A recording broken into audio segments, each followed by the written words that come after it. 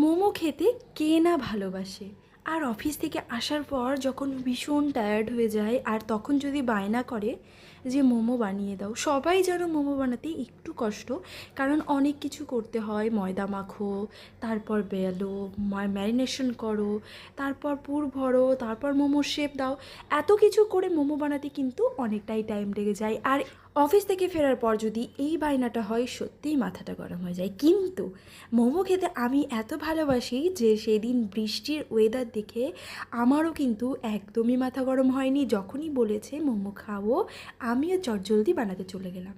দেখো, মোমোর শেপ আমি ঠিকঠাক করে দিতে পারি না, তবু বাড়িতে মোমো বানিয়ে খাওয়ার মজাটাই কিন্তু আলাদা। প্রথমেই চলে গেলাম রান্নাঘরে। তারপর রান্নাঘরে গিয়ে প্রথমে ময়দাটাকে মেখে ছোট ছোট গুলি করে রেখে দিলাম।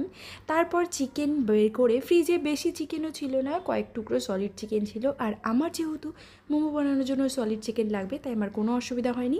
চিকেনটাকে ভালো করে কিমা বানিয়ে নিয়ে তার মধ্যে পেঁয়াজ, কাঁচা লঙ্কা, আদা কুচি, রসুন কুচি, গোলমরিচ গুঁড়ো, জিরে গুঁড়ো, ধনে গুঁড়ো, একটু লঙ্কার গুঁড়ো দিয়ে দিলাম। এর মধ্যে সয়া সস দিয়ে দিলাম, কিছুটা ভিনিগার, তারপর ওপর থেকে একটু তেল, নুন দিয়ে ভালো করে এটাকে মেখে কিন্তু আমি 5 মিনিট মতো রেখে দিয়েছিলাম।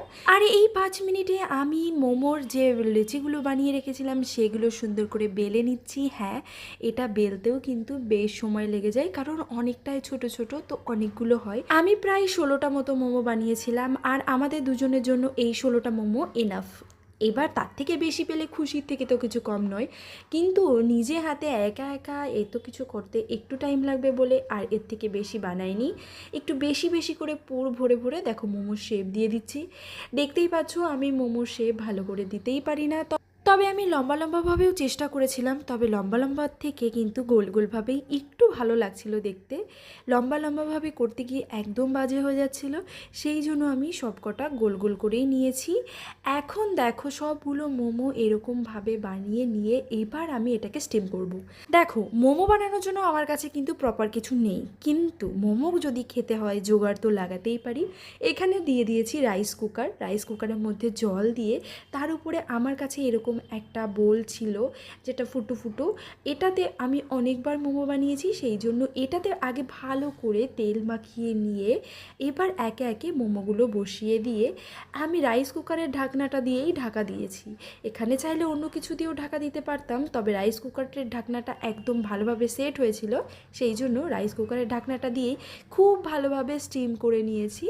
এবার ভালোভাবে স্টিম হয়ে যাওয়ার পর মোমোগুলো নিয়ে একটু টমেটো সসের সাথে সার্ভ করেছি। এখন অন্য কোনো চাটনি ছিল না, তাই রেসিপিটা কেমন লাগলো জানিও। টাটা।